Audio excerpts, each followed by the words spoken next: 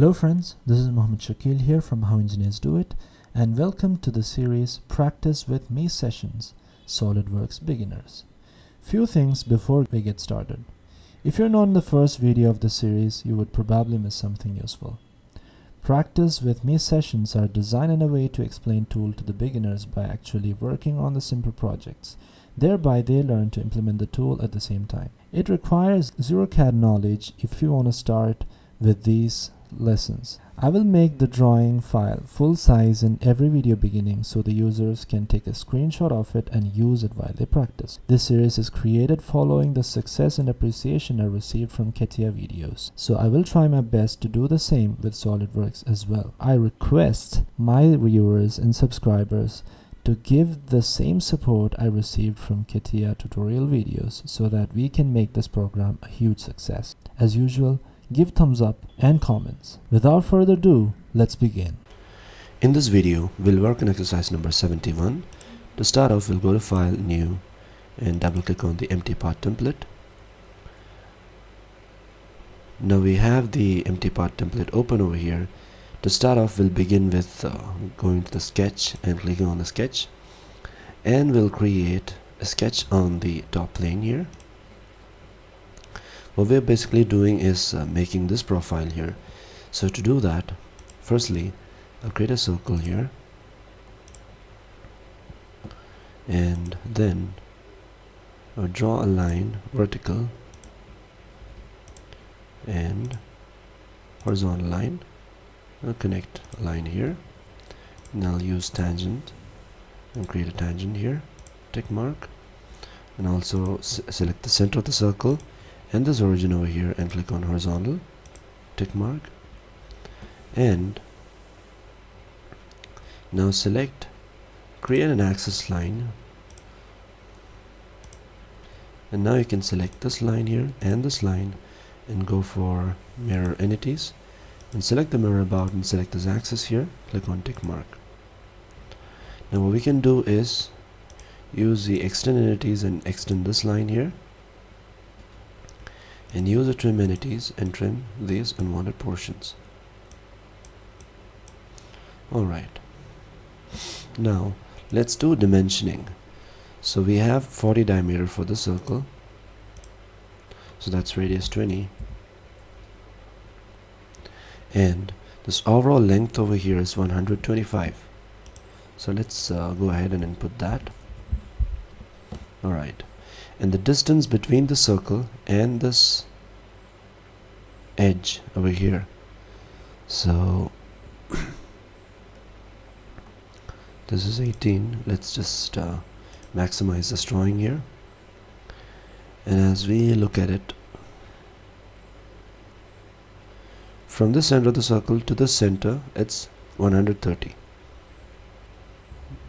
Okay, and this center is extended over here, so this thickness is 12, so half of this is 6.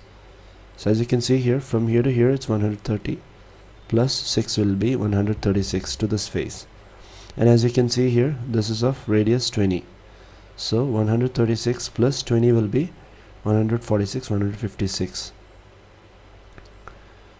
So, or else let's consider only from the center. 130 plus 6 will be 136. So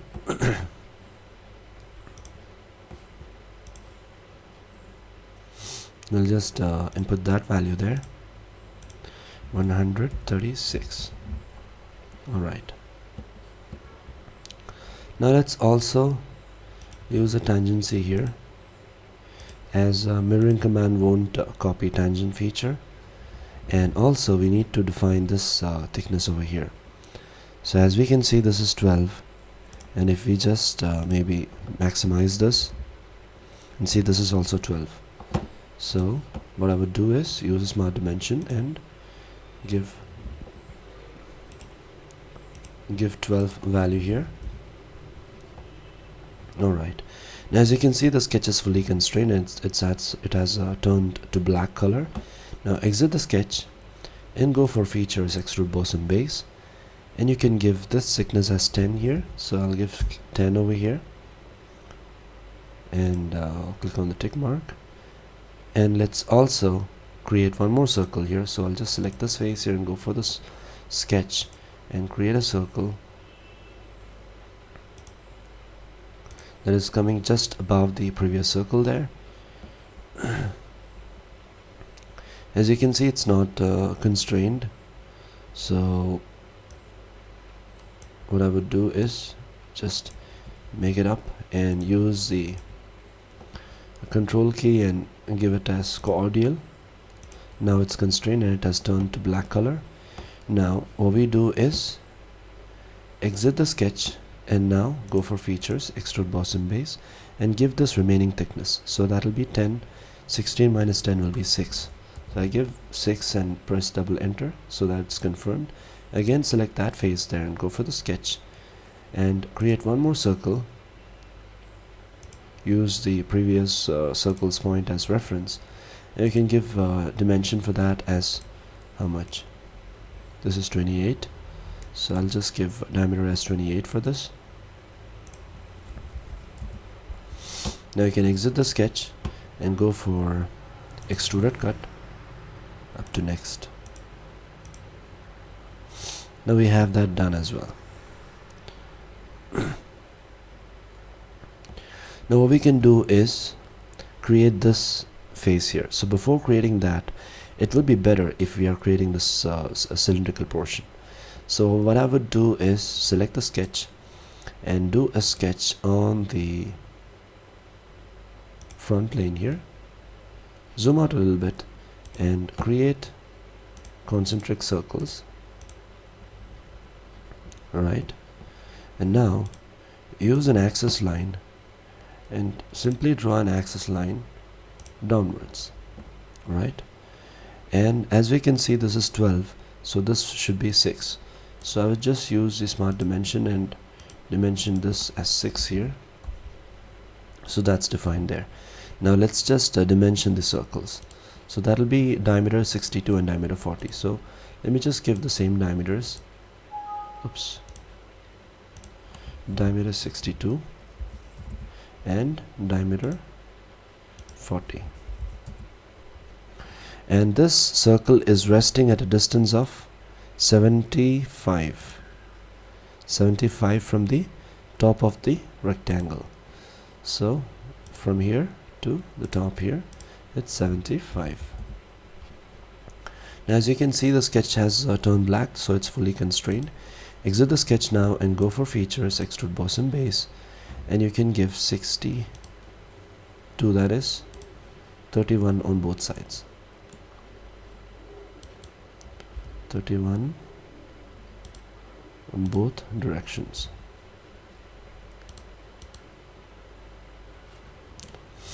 Alright, now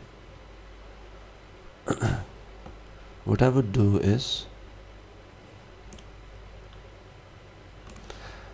create this portion over here. So to create that, what I can do will be to select this face here and go for the sketch, and simply you can create a line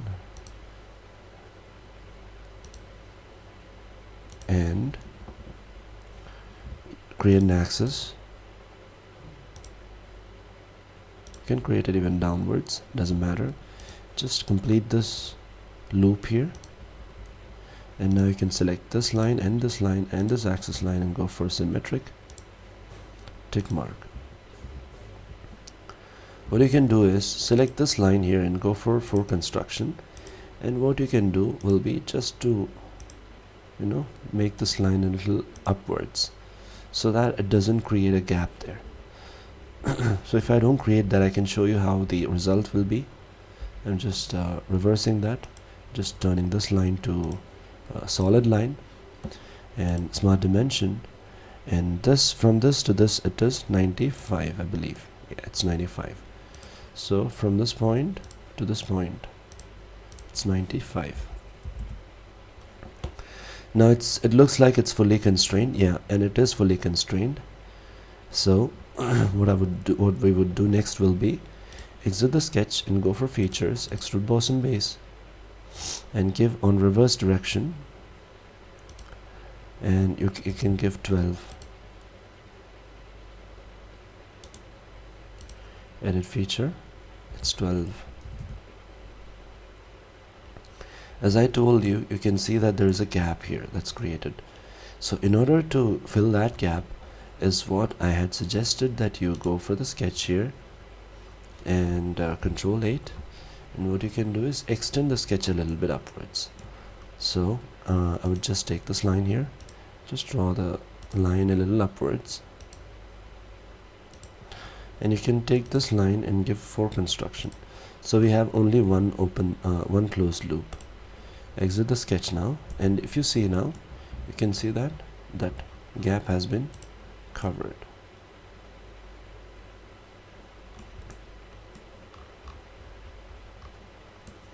You don't have that gap anymore.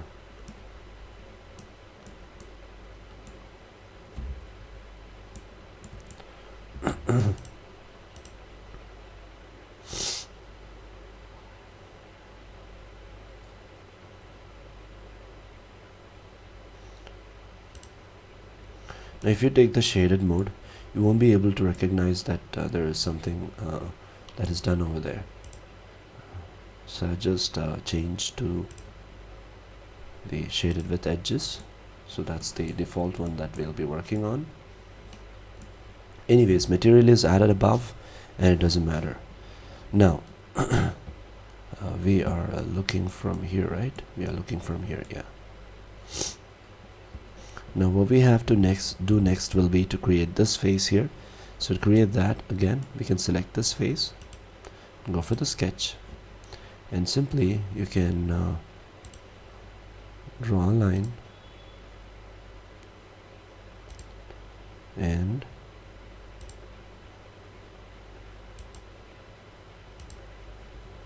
alright, select these two edges here and go for chamfer. Give the chamfer radius as 20 there, and select these two edges here and go for chamfer. Give the chamfer radius as 20, and this overall length over here will be 75. So just give from the top, from here to here, it will be 75.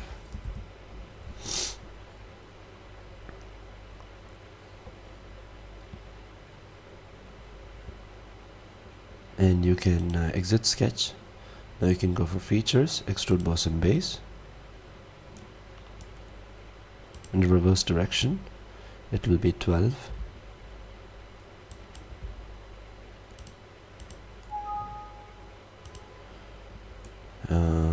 Seems like there is an open sketch over here. You can see that there is a point here which need to be solved, so you can go for edit sketch. Now we can do, you can just simply go for extend entities and extend this here. Okay, there is still problem, you can just delete this line.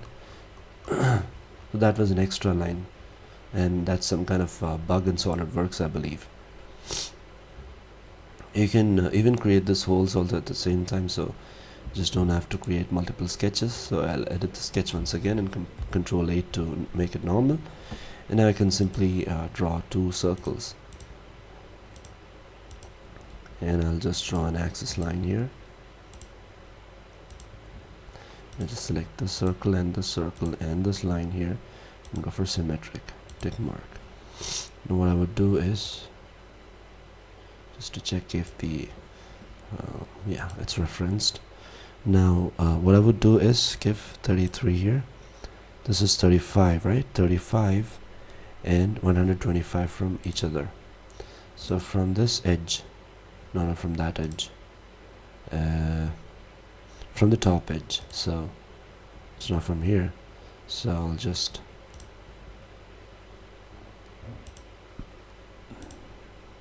select from the top edge. It's 35, tick mark. From this center of the circle to the center of the circle, it's how much? 125. So this is where we have the problem.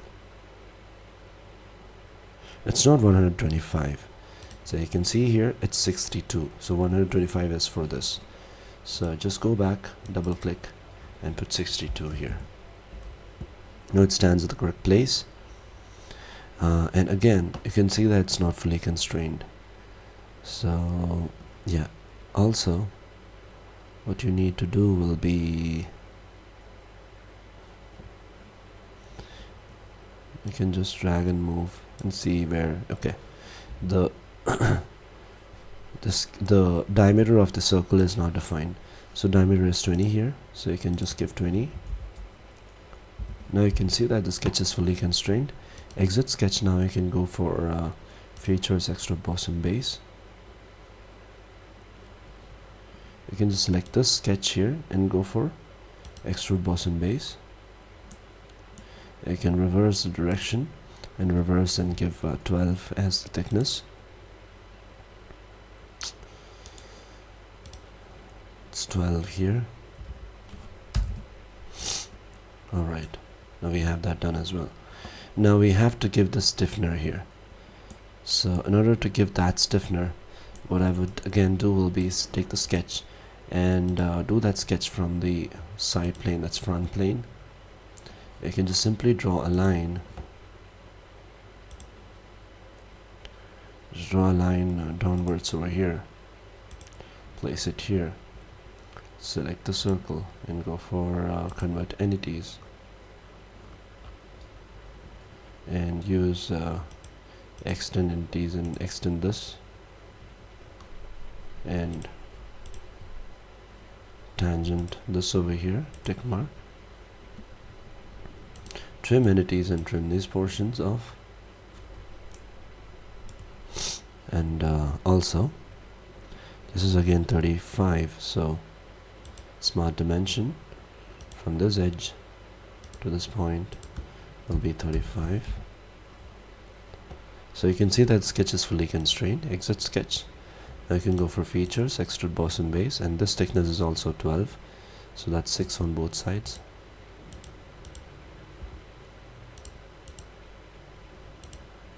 Okay, now we have that done as well.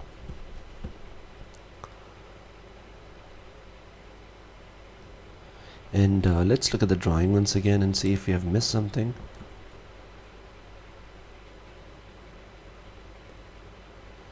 You can also see that there is a stiffener that's created from this to this.